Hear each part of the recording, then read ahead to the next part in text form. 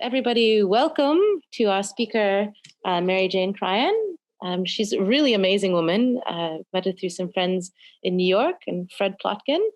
And what can I say about her? She has lived in Italy for over 55 years.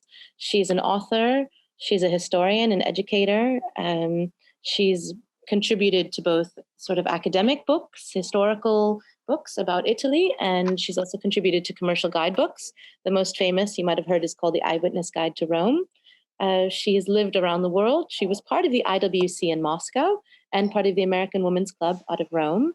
And she has very generously donated her time today to talk about Venice, because she also lectures on cruise ships that go all around the Mediterranean and all around the world. So we are very lucky to have Dr. Mary Jane Cryan with us here today. Go on, it's up to you, Mary Jane. Thank you very much for the nice introduction. And I'm going to try to put my PowerPoint up. And welcome to my library. I'm here in central Italy, 1 hour north of Rome, 40 minutes inland from the port of Civitavecchia. So that's where I am.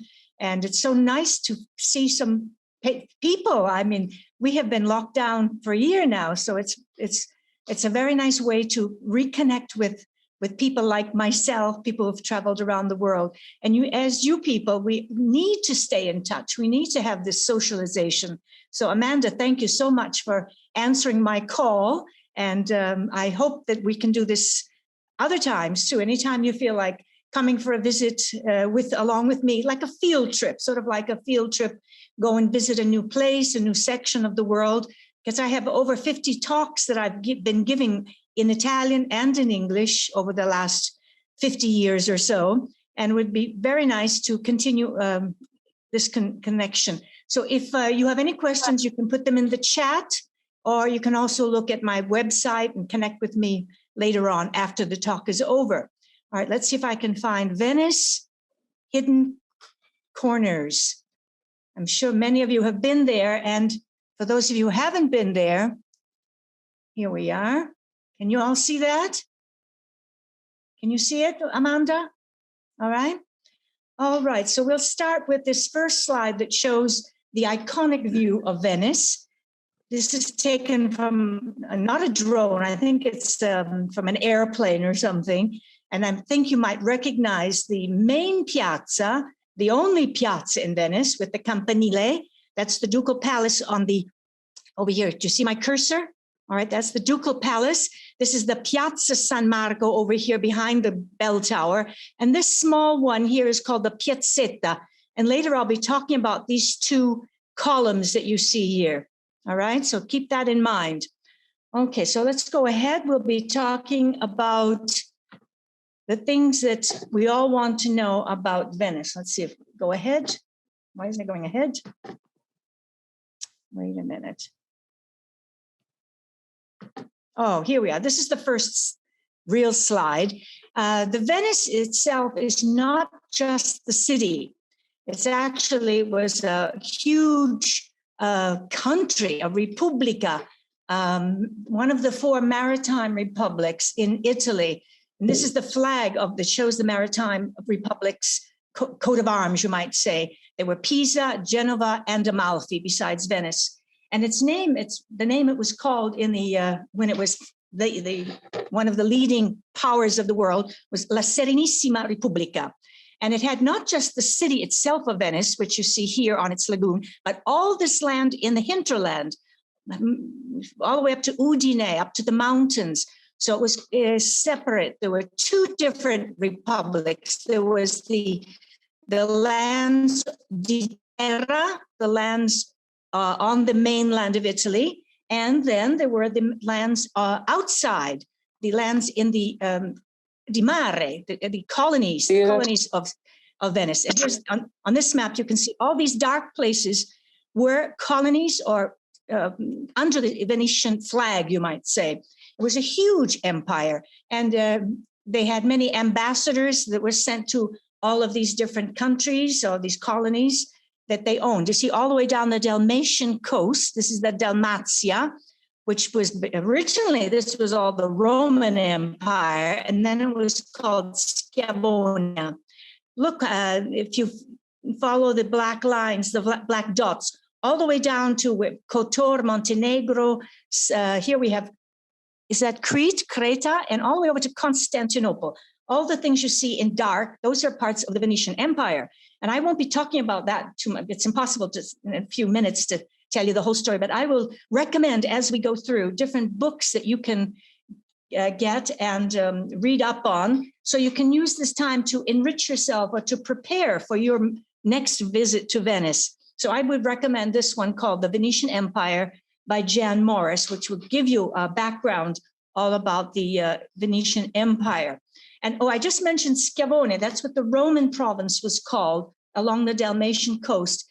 And this is where the origin of the word ciao comes from. You all say ciao, don't you? I mean, it's dialect from Venice. It's originally a way that the Venetians and the people from the Schiavonia, from the other part of the Adriatic, would greet their friends. They would say, schiavo vostro, schiao, schiao. So it became ciao. So that's how the word ciao came into use.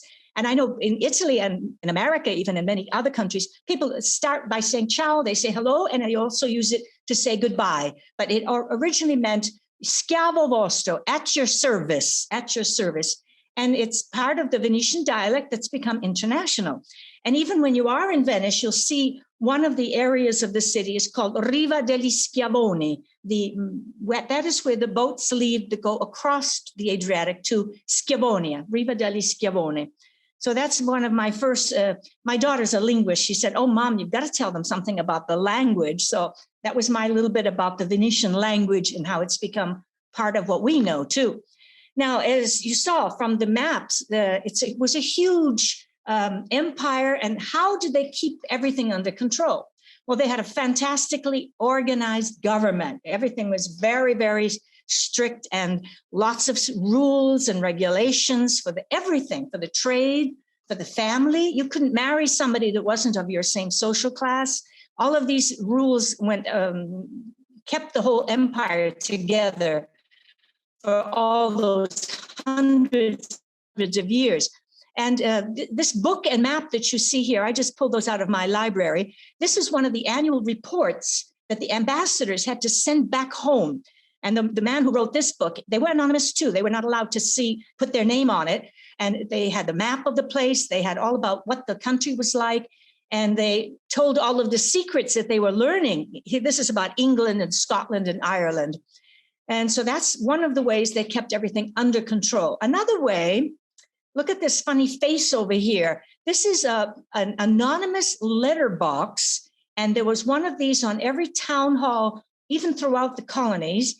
And if you wanted to denounce somebody, maybe somebody was asking an user or was not following the rules or doing something they shouldn't be doing. And if you had proof, you could write it down and anonymously put it into the mouth. And this was a denunciation. And then the person could be tried and sentenced. So that's another way they were able to keep the huge empire together. Now, look at these beads. This is something that just was discovered in Alaska. These beads were found in an excavation, archaeological excavation in Alaska, and they date from pre-Columbian times, of course, but they come from Venice. They come from, these are the Venetian beads that they would send all over the world. That would the commercial business of Venice was trade. And of course, you know that Marco Polo, way back in 1270, traveled all the way over to Asia, to China. Then in the 1300s, there were even another brothers, the Zen brothers from Venice, who went to Scandinavia. So our friend in Stockholm, you might have connections with the Venetians. And then, of course, they were all over the place. They're ambassadors, they're merchants, they're explorers, and they're map makers. They were famous for their map making. And here's a picture of, on these two little maps, this one you see the city of Venice, and see the dark part there? That's called the Arsenale, the arsenal, the shipyards. And this is what made Venice also so powerful. It was the ships that they built in the shipyard. And it was, you could not go in there unless you worked there. It was like off limits. It was like a NASA space center or something. And this is where the ships were built, the sails, the ropes to put up the sails. Everything was made inside the Arsenale. And from here, they were able to conquer the world, you might say. And here's an old print that shows what it was like inside. And the people who worked there were not allowed to talk about their work. It was all very secret. And not only were they the big arsenale or shipyards in the city of Venice, but in every one of their little islands, every one of their colonies, they also had similar buildings that they used, shipyards or boat docks, because when they went all the way down to the farthest Greek islands, the ship has to be repaired. They did it down there. So when you travel throughout the Dalmatia and the ex-Empire of Venice, you'll see these type of buildings that were all built for repairing their ships so that they could continue on with their merchant work and their commerce. And even today, here's the entrance. I'm sorry, this I want to show you first. This would be the entrance to the Arsenale. And you see, it was like a military fortress. You couldn't just walk in and out and look at what they were doing. It was secret. And here's an old map from the 1600s of Venice, Venezia. You see, that's what it's called in Italian, Venezia. Now with the Z, and all the islands, everything is the same. If you only had this map, you could still find your way around Venice today because nothing's changed. By the year 1600, all the buildings were settled. Everything was the way it looks even today, except for the motorboats. Now we have motorboats. Okay, so this is your Venetian map. Notice the Grand Canal, this S, it's like a backwards S that shapes and swings around. And then I'll show you another map that's a made-up map, let's say, but it shows you what the same thing that you saw on the original old map. It's divided. The city is divided into 6 parts, or sestrieri, and the main one, the one that we saw on the first slide, was right here, San Marco. So that would be the real center, the commercial center of the city. Most of the people who still live there don't live right here in St. Mark's, of course. They would live out here in Canareggio. And here's where you would come in if you come by train. See, this is the bridge where the train comes across the lagoon to the train station. But one time you get off the train, it's completely different. It's a floating city. It's a city that exists. It's like going back hundreds and hundreds of years when you arrive and step off the train and look out and see only beautiful palaces. And it looks like a fish in a way. In fact, this Tiziano Scarpa, this is his little book in Italian, Venezia è un pesce. It looks like a fish floating in the lagoon, doesn't it? Okay, so this is the Grand Canal. And this other canal that's very wide is called La Judeka. And this is where the ships, if you come by ship, you would come in this way. You would come in from the lagoon, cross down and go to the ships that I go on stop here. They have they're small luxury ships. They're not the big ones. I don't like those either. But our small 600 passenger ships are able to actually come in and dock right in the center of the city, which is wonderful. They also do that in St. Petersburg and in other places. They don't have to go way far outside of the city. All right, so that's how the city is built, how it's made up. And then, of course, the airport is 6 kilometers away. Now, this is the picture you see here is St. Giorgio Maggiore. It's an island that's on the other side of the Judeka, and it has one of the few gardens, an interior garden, because it's very, very hard in Venice to have any green space. So there are a few gardens, there are a few public green spaces. This is one of them, and they even have vineyards there. Now, the original inhabitants of the city came to these islands in the middle of the lagoon from Aquileia, which was a Roman city on the mainland. And they arrived about the year 421. This is the end of the Roman Empire, and the Huns are invading Europe. So they wanted to protect themselves. So they had to come away from the mainland, and they went to these small islands in this lagoon that were a way to protect themselves. Believe it or not, next week, Venice, the traditional date for the foundation of Venice is 1,600 years ago. So on March 25th, 421, that would be the original birthday of Venice as a city.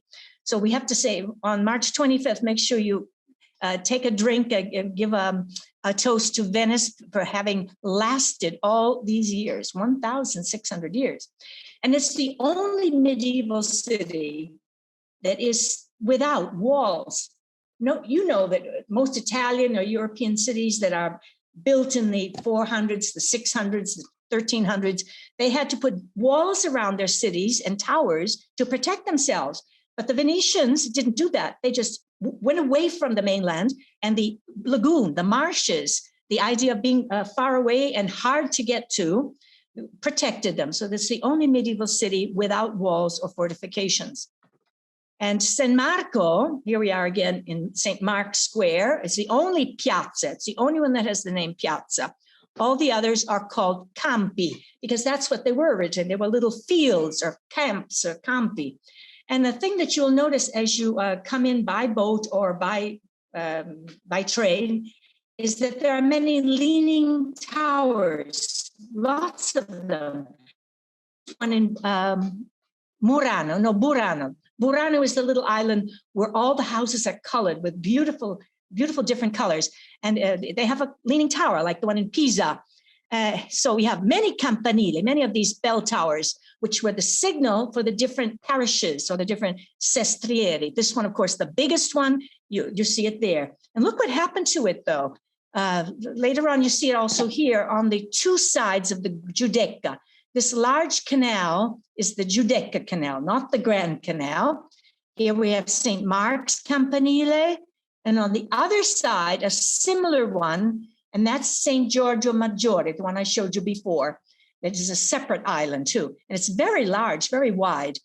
And also another thing that is very typical of Venice, on the Grand Canal, people would tie up their gondolas or their boats nowadays, their motorboats, at these wonderful colored poles, and then go into their houses from the water door. The water door would be the main entrance to a house on the Grand Canal. And this one shows my friend Jackie's water door entrance. Not that she has her own gondola or anything, but this is the level with the water. And then people do not live on that level because very often they get flooded. So you just go in from your gondola or your motorboat to your building and then go up the stairs. You see in the back, there's the stairs. Very few buildings in Venice have lifts, elevators. It's impossible because there's no real basement, let's say, in which they could put the motors. So you have to have very good legs to live in Venice, to climb up to the third floor apartment, to bring your shopping home even. In fact, the women in Venice have a very low rate of miscarriages because they have always walked all their lives, and they have very strong bodies because they have to walk.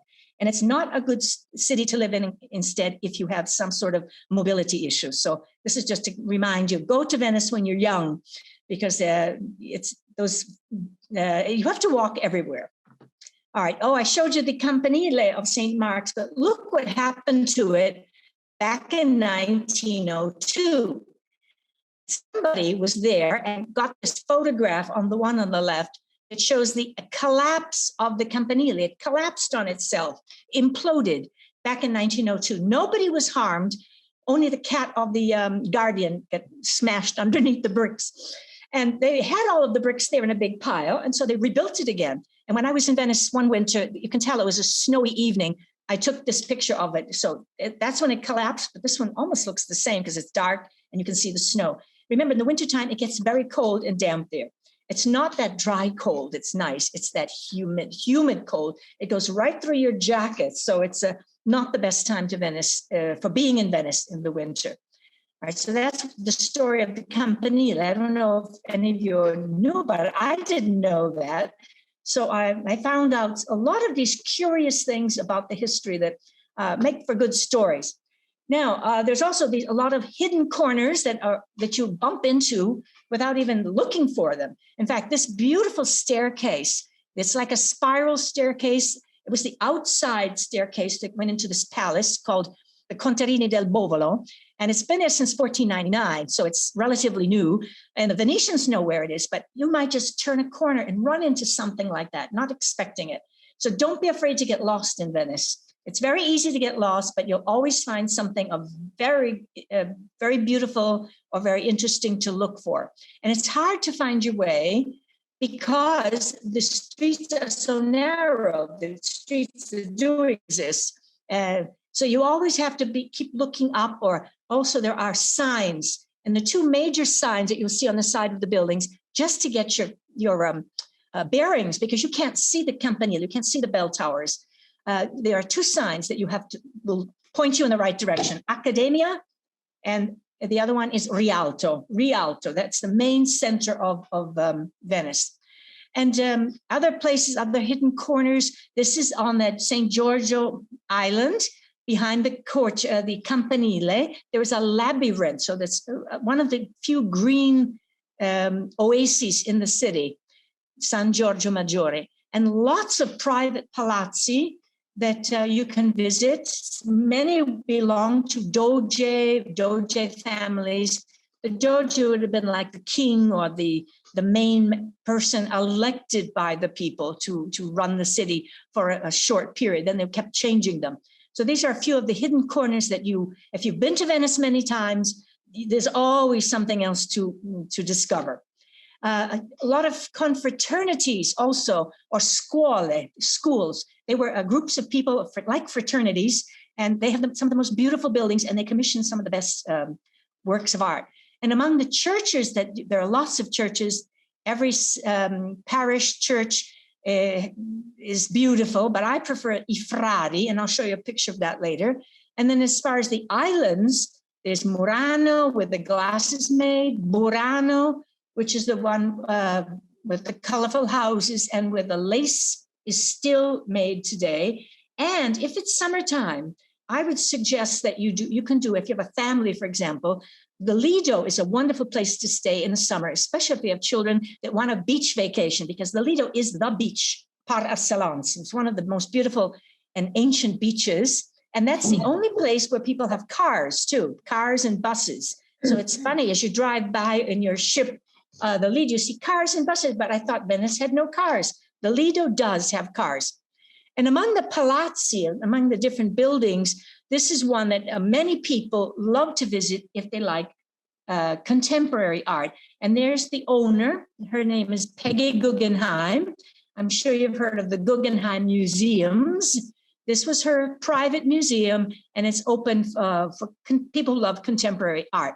Another beautiful building, it is now used for exhibitions, is this cute one on the Judeka. It's called the Palazzo Tre Occhi, or the Three Eyes. Notice the eyes, 1, 2, 3. So that's another beautiful building you should visit.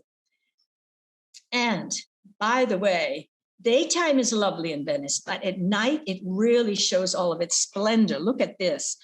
Now that we have LED lighting, those beautiful lightings that make the place look like a stage set, doesn't look like a stage set, Amanda. Now you could stand on the steps there and sing an opera, an aria. This it absolutely does.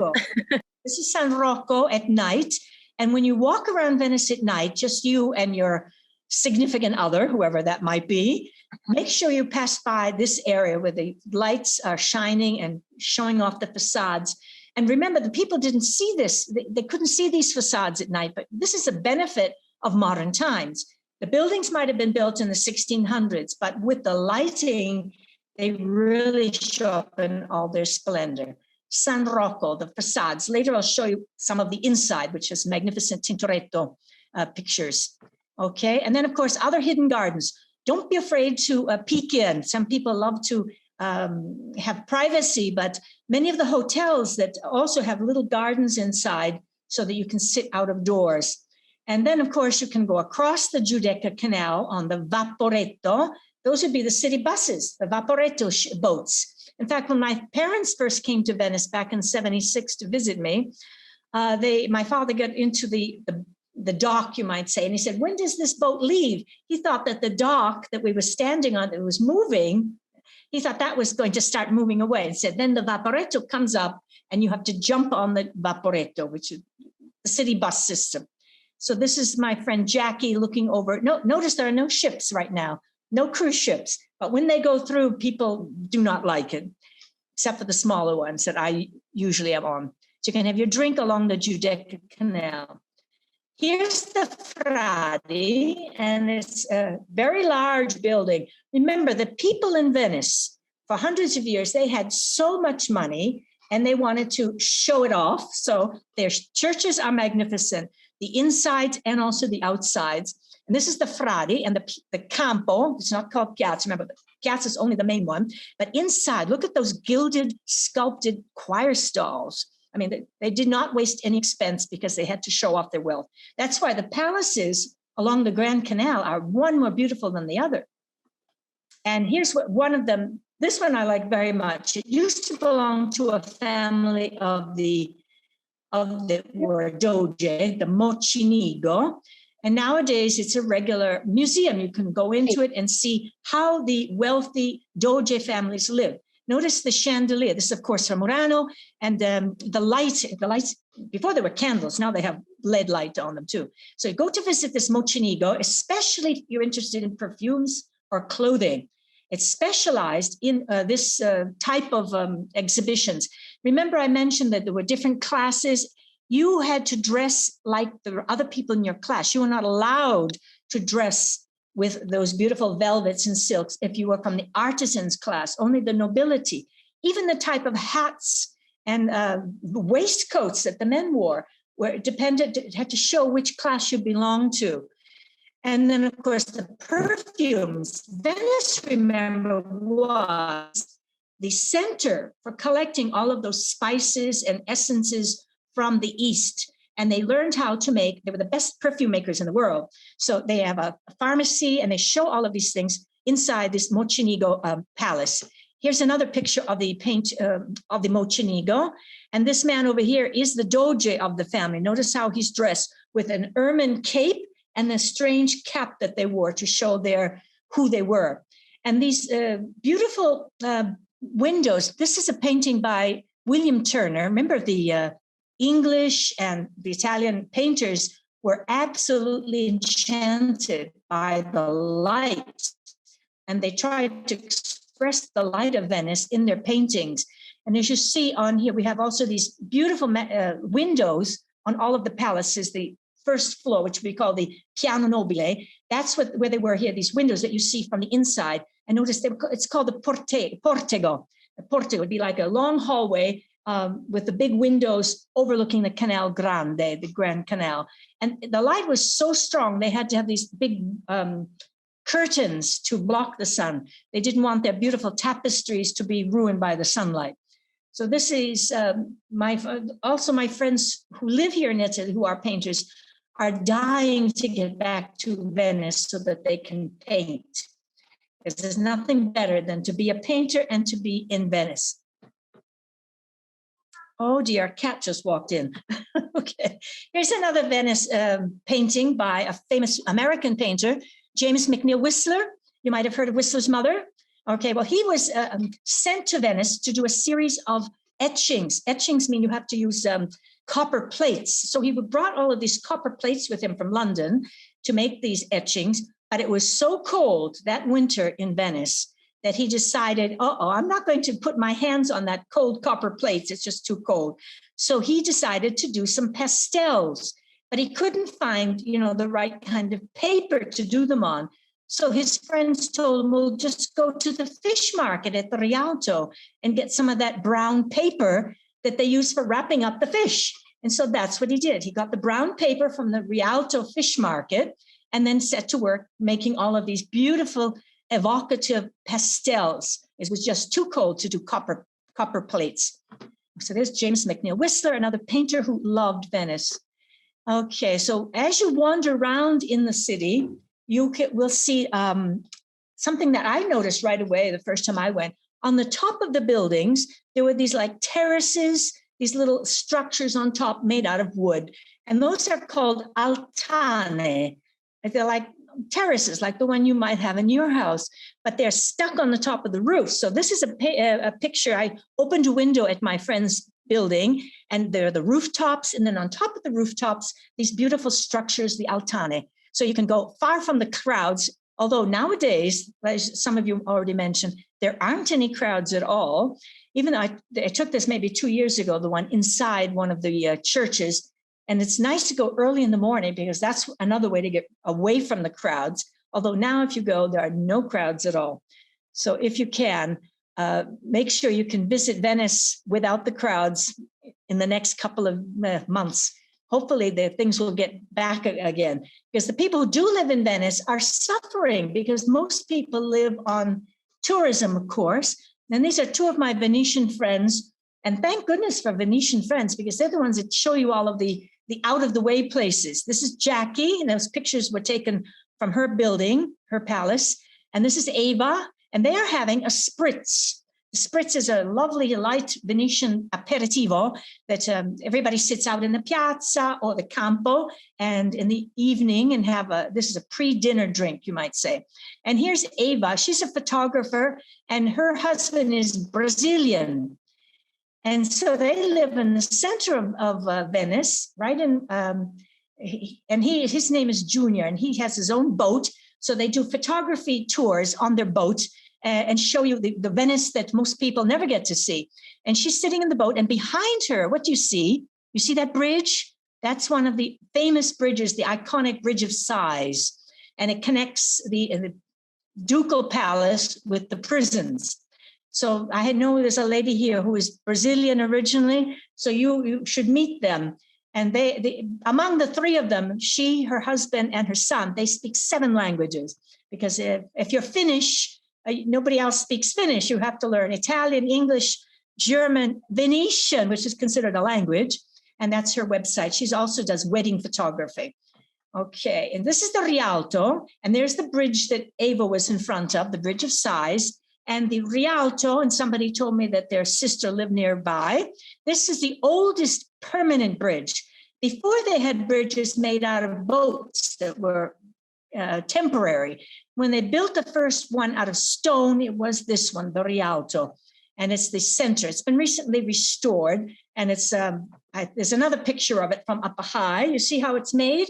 2 sections with shops on both sides. Originally, this bridge was only for the butchers. The butcher shops were on there. So after they cleaned the meat, then they'd throw the leftovers into the canal so the fish would have something to eat. Nowadays, you don't find, you find over here beyond the Rialto Bridge on this side. This is where the fish market is.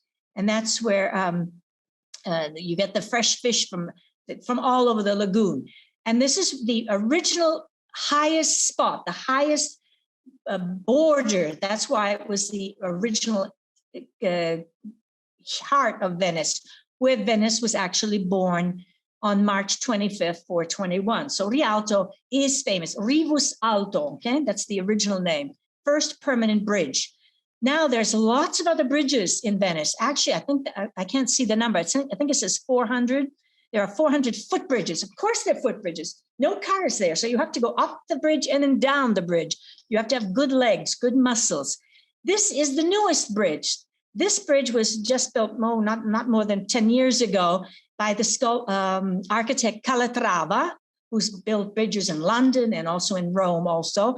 But he made it so that when it rains, it's slippery. So if you do go to Venice and you get off the train and you have to cross over the Calatrava Bridge, I hope it's not raining because it can be very slippery. Look, it looks nice, but it's not very practical. So this is the newest bridge. And then there are many other ones. And this one you will not see unless you go to Venice in July. I think it's the 3rd weekend in July when they make this temporary bridge so that people can walk across to the Church of the Redeemer. And this was built to thank God that a plague ended back in the 1700s. And so I don't know if they're going to do it this year, but this is the temporary bridge that is put up with like pontoon bridge. They're actual boats that they set across and people walk across for the Festa del Redentore, which is a really big festival with lots of fireworks at the end. Okay, so these are some of the bridges that you will see in Venice. The Squero, this little building looks like it should be up in the mountains because it does not look like anything else in Venice. It's a little wooden hut. And this is where the Squero is one of the last gondola repair shops in Venice. And you can see it over near Dorso Duro. It's named the Square di Santrobazo after the church nearby, Santrovaso. And this is where you can get your gondola repaired. And it's a symbol. This is the symbol that you see on all of the gondolas. This part here represents the Grand Canal with its curve, the backwards S. And these different forks that stick out represent the sestrieri of Venice, the 6 sections of Venice. But if you want to know more about how they made gondolas, how people worked in the 1700s, 1800s, I would recommend this little book by my friend Laura Morelli, who writes historical fiction. So see if you can find out more by reading the books that I'm recommending here. And this is what it would look like if you had your own private gondola. It would be there down the red carpet from your palace. Then you would just go aboard, and then your gondolier would bring you to wherever you needed to go. Notice inside the gondola, those textiles, they didn't just put, waterproof plastic or something. They used the most beautiful textiles that were made in Venice. Even today, the best textiles and silks and velvets are all made in Venice. Okay, so remember, this is somebody getting out from their water door, walking down and getting onto their private gondola. And what's it like inside some of these palaces? Well, here's a few shots. This building, this one here, is called Palazzo Barbaro Curtis, because it's one of the many buildings or palaces that wealthy Americans or English people bought from the Venetians back in the 1800s, the beginning of the 1900s. You can't imagine how expensive it was to keep up a building like this. So, or they rented out some parts, or they actually sold them. This is an interior. This is one of the living rooms. Look how beautiful. And a lot of famous painters and writers did stay here as guests of the Curtis family. John Singer Sargent is one of them. Henry James, he set some of his books in this palace. Edith Wharton, rather, and Isabella Stewart Gardner. Isabella Stewart Gardner, of course, then went back to America, to Boston, and she built her own Venetian palace, which is today the Isabella Stewart Gardner Museum, which is exactly like a Venetian palace. And that's something, if you're in America, go to visit it, and you feel like you're in Venice, but it's better to come and see the original right here. And this is what the internal painting done by Sargent, this is what it looked like when he painted it. Notice the light. There was not very much light in those days, just the light that came in from the big windows.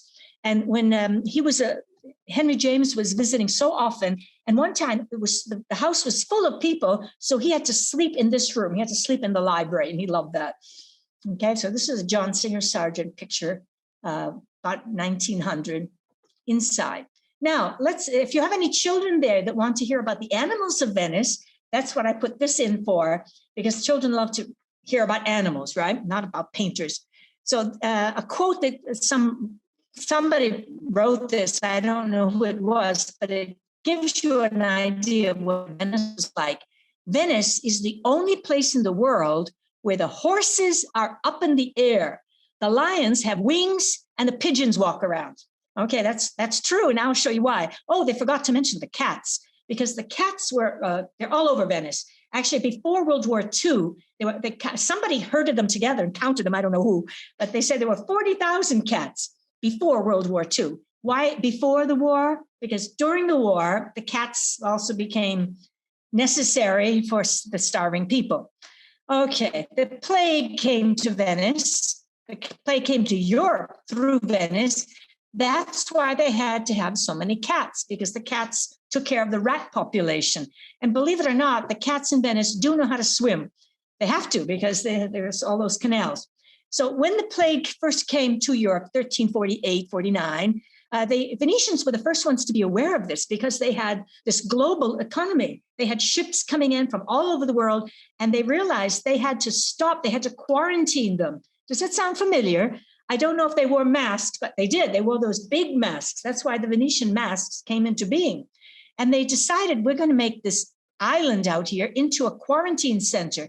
Actually, there were two of them. There was the new one and the old one. the old one was not capable of holding all of the people and the crews. The crews had to get off the ship.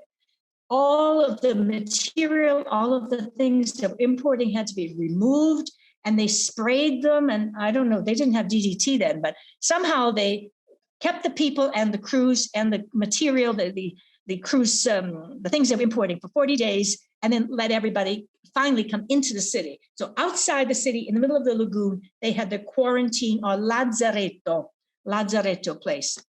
And another place, another island was given, this is called San Lazzaro degli Armeni, another small island that shows the connection between Venice and the East. And it was given to the Armenian priests, and they still live here today. There is a school, a college, a famous library, and even in the 1920s, would you believe it, a man called Stalin went to live there, and he became their bell ringer. So he rang the bells here on this campanile, on this bell tower, all the way from Georgia. He was exiled from his country, and he came to live there. And very few people know about that, but still today, it's a wonderful place. Many Armenian people come here to have their weddings. And it was also a leprosy asylum up in the 18th century. So these islands and these buildings were recycled over the years. The Lazzaretto, I think, is a mental hospital today or something like that. So the islands that were still in the lagoon were all taken over by different groups and by different, for different uses as they were needed. Okay, now I'm going to show you a few beautiful scenes of Venetian life, what it was like when there wasn't a plague or something. And Victorio Carpaccio is the most important painter, Venetian painter, for showing what Venetian life was like, because he was like a photographer almost. He showed exactly how the people looked. Notice the ladies with their blonde hair. By the way, you know what they did? They washed their hair, then they would go up on the altana, and they had these big straw hats with a hole in the middle. They'd pull their hair out and let the sun bleach their hair, because Venetian women had to have blonde hair. I mean, that was Titian, the beautiful painters loved the beautiful blonde ladies. These were probably courtesans. Remember, courtesans were very important throughout history. The life in Venice was circled around the casinos, the gambling houses, and the courtesans. And these courtesans were up on the altana, on the little terrace up above. But when they went out onto the street, they had to put on these shoes. Look at these shoes. They're not like your flip-flops, are they? They were very high to protect the clothing from the mud of the streets, of the dirt on the streets. And they actually wore these. Some of them were so high that they had to have a maid on each side of them to help them walk. So this is something, I'm glad we don't have those nowadays. It's sort of like your stiletto heels nowadays, right? So this is something you will see only in the museums, thank God. So notice the ladies all have their little pet dogs. Usually they're small dogs, okay? Usually they're small dogs. And there's a reason for that. Even today, when you go to Venice, you will see people don't have big dogs, because you have to walk everywhere. And nowadays you get on the vaporetta, you have to hold the dog up in your arm. So this is why small dogs were famous, and they're still famous in Venice. Here's another Carpaccio. This is an interior. We saw before, we saw an outdoor area. This is what it looked like perhaps inside a building. This is St. Augustine in his study. And notice his cute little dog. Carpaccio always showed the animals that the people had. Also, look at this funny chair over here. See this chair? They thought that was a made-up chair that Carpaccio invented just to show off. But no, it actually existed chairs like this. They found some recently boarded up in a room in an old Venetian building. So this is a real chair that actually existed. Probably the man whose building was used as the setting had one. Okay, so Carpaccio, if you look up all of his paintings, you'll feel like you've been transported back into Venetian 1700s or 1600s. Other animals in Venice. Remember that piazzetta I showed you in the first slide with the two columns? Okay, here it is again. This is the column of San Teodoro. This is in the piazzetta. And one of these columns has this fellow, Saint Theodore, who was the original patron saint of Venice, way back in this, when it was founded in 400 or so, St. Theodore with his crocodile. And now from down below in the piazzetta, you really can't tell what that animal is, but up close we see it's a crocodile. He has a crocodile that was his symbolic animal because he was from Egypt. And later on, they displaced him as patron saint because they brought back from Egypt the relics of St. Mark back in the 9th century. Remember, when they were traveling, it was a big deal to be able to transport back relics because every important city had to have relics. So St. Theodore is on one column and St. Mark, not his relics, but the lion, which represents St. Mark as the evangelist, that was the symbol of St. Mark the evangelist. So his lion, symbolic animal, is seen not only there in St. Mark's here up on the top of his pillar, but all the way through the Adriatic, all the empire, every island that belonged to Venice, you will see this lion. This picture here is from Hvar.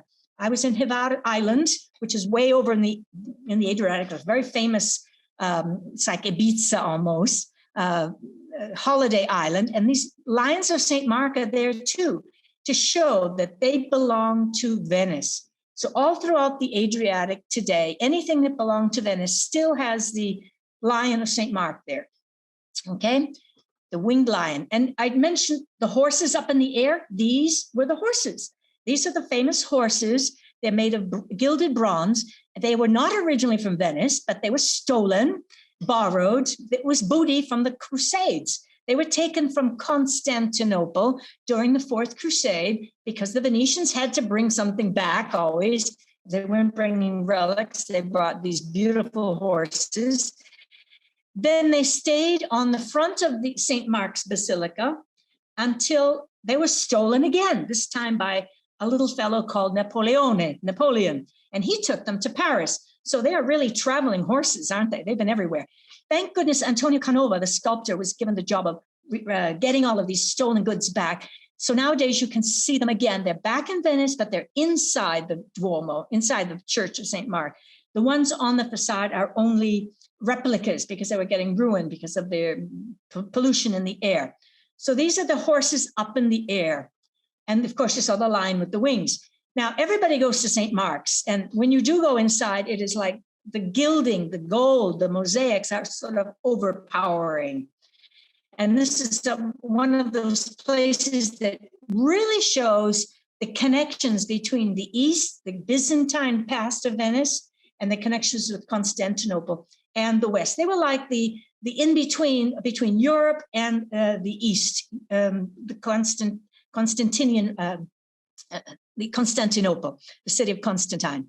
So this is one place that everybody goes. And if the lines are too long, and they will become, now you could just walk in today, perhaps because there's nobody in Venice, but when the lines do get long, then you know there are other places to see where there are no lines. So always have a plan A and a plan B, and go early in the morning. Now this part is called, What's It Like to Live in Venice? What's the best time? The picture I'm showing you shows you what it's like in the winter. It's foggy, it's damp. And your winter is our summer. So therefore, if you come in nowadays, it's just the hot half season, the spring and the autumn. Those are the best times to visit Venice. Okay, this is we're looking across the Judeka, and that is St. Georgio. That's St. Georgio's, the island. If you come in the winter, this is what you might find. If you come in November, you'll find the problems of the acqua alta, the high water, the flooding which occurs. And it occurred, the worst times that we've ever had were in November 66, when also Florence was completely flooded. And November, just last year, November 2019, were the worst floodings. And if I was standing there, it would be way above my head, 1.94 meters. That's pretty high.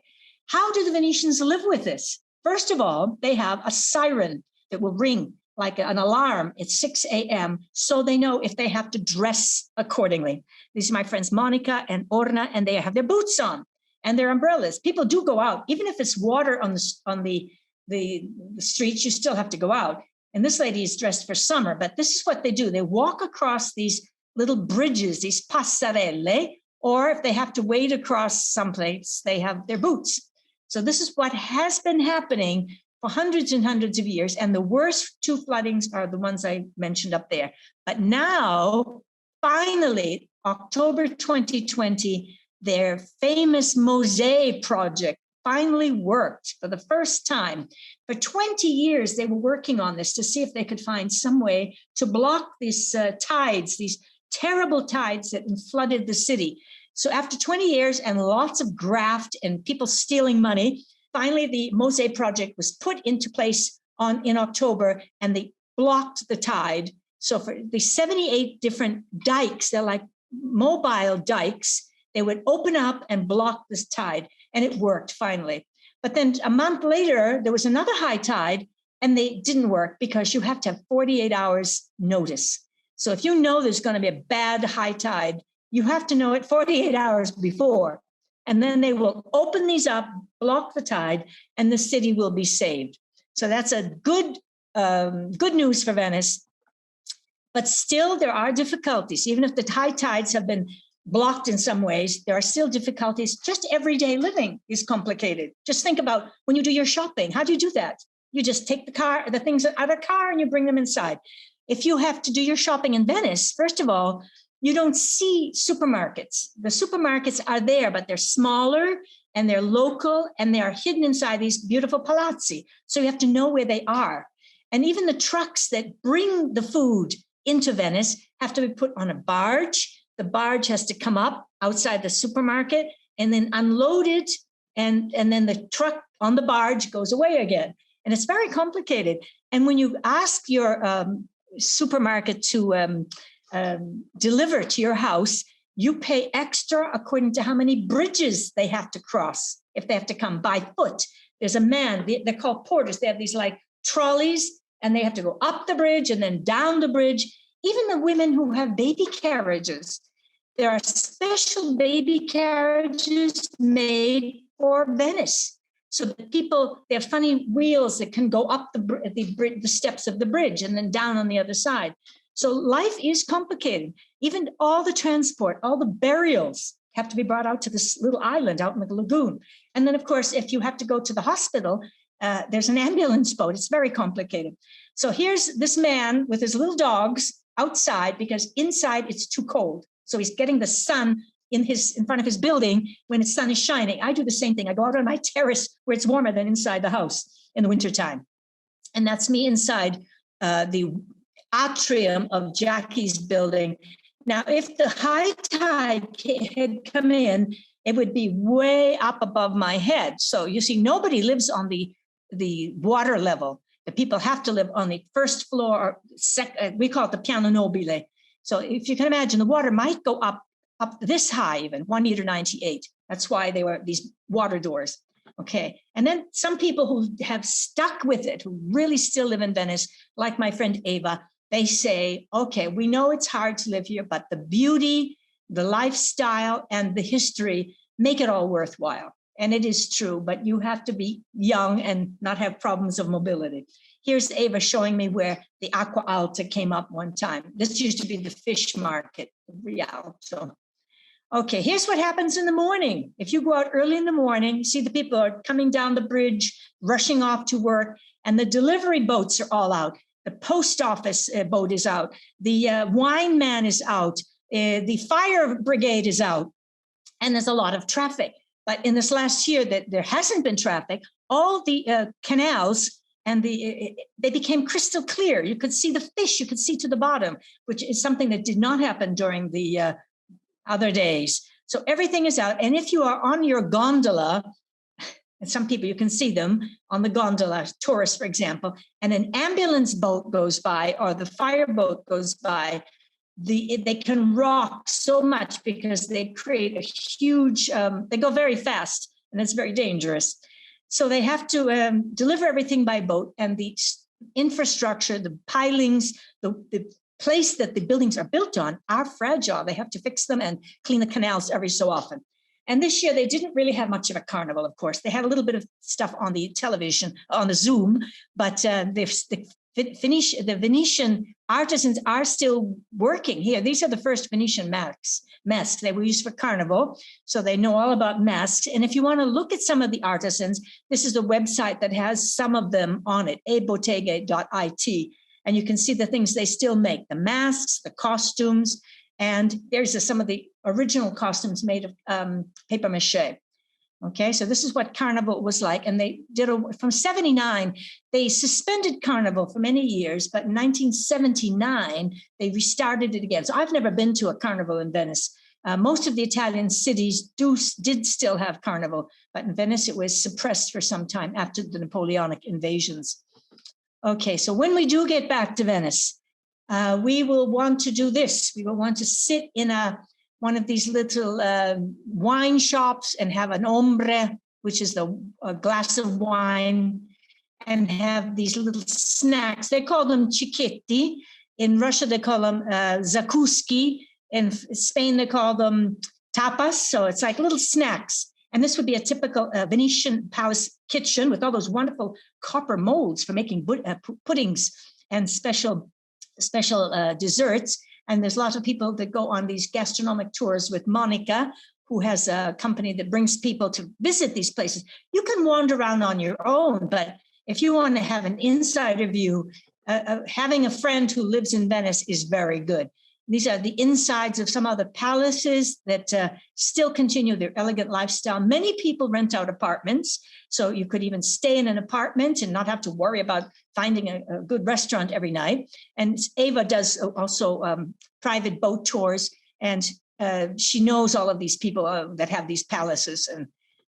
And then, of course, this is my website, okay, and I write the books on history, travel in central Italy. And I have many different talks about different places if you want to take a look in your free time. Okay, that's just to give you the name of my website. Okay, let me have a sip of water and we'll continue. I had a visitor. My cat came down to visit, but he decided I wasn't going to feed him, so he left. Oh, these are some of the books I have written about this section of Italy, the central part, even cookbooks, bilingual. And this building here that you see on the Palazzo book, that's where I'm speaking from right now. Okay, that's my building, my Palazzo here in central Italy. Okay. Oh, now I'm going to give you a reading list too, because we have time to read. And these would be my recommendations for things to read so that you can know more. I cannot tell you everything in 50 minutes. So if you are a resident in Venice, you can write about the city with all of that feeling, all of the Janus Loci. And this American author, Donna Leon, writes wonderful police mysteries. So if you like mystery stories, look for Donna Leon's books. And Andrea di Rogliano is an old time, his family goes way back, and he writes wonderful historical novels about Venice and his family. Now, I write nonfiction. These 3 books here are nonfiction. These are based on real life. Venice, the history of the floating city, excellent. And the story of, what's her name? Peggy Guggenheim. This is the story of her palace, the building that she lived in, which is now the Guggenheim Museum, the Unfinished Palazzo, and the story of the terrible fire that happened in the Fenice Theater, which was a big scandal. That's called The City of Falling Angels, all about how that building went up on fire and now it's been restored. And another one about Venice and the artisans by the historical novelist, the Painter's Apprentice. She also wrote the book about the gondola maker.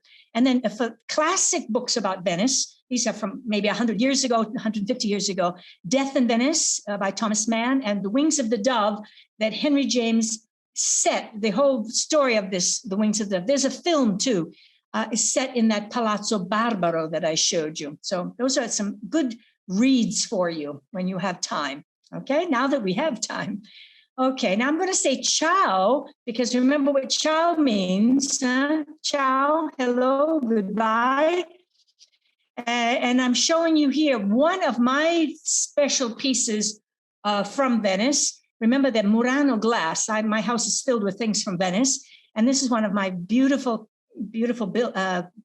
wine glasses. Actually, I haven't ever drunk out of it because it's too precious. But notice how it's made with this lattice work inside. And I'm sure some of you who have visited Venice have beautiful objects like this, and that you can dream about buying. I wouldn't order this and have it shipped to me. I'd go and get it and pick it up in person.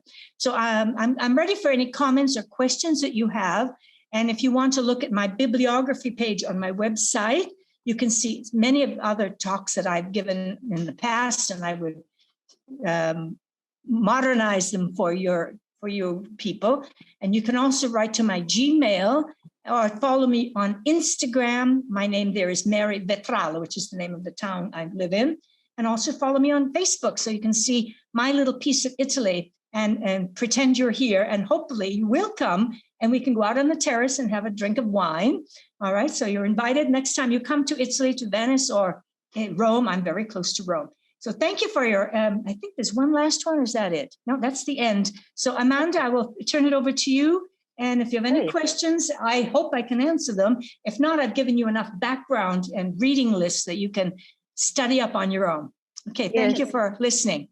Oh, thank you, Mary Jane, for an informative and interesting talk. I think Venice is a very special place, and you were able to capture a lot of the essence of what makes it so special. So if anyone has any questions or comments, please unmute yourself. You can raise your hand, you can type in the chat box, or just unmute yourself and say hello and ask your questions. See if we have anybody. I'm trying to see if we've got anybody. That's right. The word quarantine comes from that, 40 days. Mm-hmm. Oh, by the way, just up the road from me, there's a place that Galileo was kept in quarantine. He was called to Rome because he had to answer to the Pope. What do you mean the Earth is not the center of the universe? What's all the story about the sun being the center of the universe? So the Pope called him to Rome, and he had to stop at 100 miles at Centeno, and he went into quarantine too. So and there's a big plaque on the building saying, "Here Galileo was kept in quarantine." So everybody had to go in quarantine. Oh, I see Margaret has a question. Okay, Margaret, go for it. Hi, Mary Jane. I just want to say thank you so much. I've been to Venice 3 or 4 times, loved it each time, and would want to go back any number of times. But I also want to recommend to everyone one of the books that you have noted as nonfiction, The Unfinished Palazzo. I read it about 6 weeks ago, and I was just simply enthralled by every single page. It's not just about Peggy Guggenheim. It's about the last 3 owners of the Palazzo. She was the last, but the first 2 were equally as colorful, as naughty, and adventurous. Peggy Guggenheim, after all, was the person who, when asked, "How many husbands have you had, Mrs. Guggenheim?" she said, "My own or other people's." So I recommend this book. Just like her. That sounds like so unreservedly, and thank you for noting it. Okay, no, very interesting. Yeah. She was quite a character. She had her own private gondola, and she wore the most outlandish sunglasses. She was really quite a character. But she had a lot of interesting friends, Calder. Oh, I don't even know them either. There's so many of them. Okay, so make sure you look up some of these people. Also Henry James, Isabella Stewart Gardner, also fantastic characters. And have any of you ever been to the Isabella Stewart Gardner Museum in Boston? You have? Oh, okay. I was supposed to sing there. I was supposed to sing there this past year, and it got canceled because of COVID. But hopefully I will go back again, definitely. Well, you have to come and sing here in our little private auditorium, open air auditorium in the gardens down below. Vanilla, you had a question, is that right? I would love to bring my family and grandchildren and so on. We might be 9 or 10 people. Where would you recommend that we stay? Not the most expensive hotel, but I think you should rent an apartment. Okay. That's because if you're a family, you want to be together. You haven't seen them for a while, right?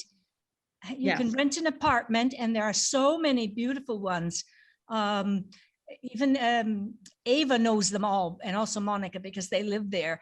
And even the one that my friend Jackie owns, but it's on the 3rd floor.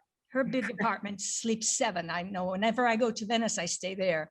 Go on my ships. Usually I go the day before and I stay overnight right there on Les Attere. There's some beautiful hotels because when you're only there for one day, you don't want to get into an apartment. But if you have time and you want to have 10 days, maybe it's financially beneficial to stay in an apartment.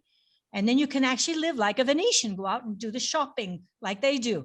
In fact, my friend Jackie, she has her little shopping cart and she always goes out with that because she doesn't want to look like a tourist. So you can tell who are the local people because they have their shopping cart with them, because you cannot carry your shopping home in your hands. That way you also save money than having it delivered to your door. Remember, in the center near St. Mark's, a little bottle of water can cost €4. More. 8. That's why people have to know where the supermarkets are. And the restaurants are very expensive because they're in Venice and everything costs more. When Ava did the restoration of her apartment, she lives in San Polo, they didn't buy anything in Venice. They took the car, they came all the way to our town because her sister lives right next door to me. And they did their shopping for the tiles, for the bathroom material, everything. They bought it here. And then they brought it back in the car. Because if they had bought it there in Venice, it would have been twice as expensive. It's very expensive to live there because of all of this. Everything has to be shipped in. So know about that. When they come here, they also buy their olive oil, they buy their wine here, and they bring it back with them. And that's one of the nicest gifts you can bring to somebody in Venice is our local olive oil. They don't have that. Okay. We're very lucky that Mary Jane has volunteered to do this for our club here in Cape Town. Well, thank you for answering my request, Amanda. It was up to you that you found me and I found you through our mutual friends. This is our first one. It was kind of our dry run to see how it went. I think it's very successful. So we will definitely be hosting you with more Zooms in the future. And we'll be talking about that. I can see Liz like that. Wonderful. We'll be talking about that in our meeting on the 1st of April, which we hope that all of you will be able to join, whether in person at Calvin Grove or virtually on Zoom. It will be a hybrid meeting. And we will definitely, as I say, we'll be having you again, Mary Jane. Thank you so much. It was a pleasure to meet you all. Okay, and you'll see us again. Ciao. All right. Ciao.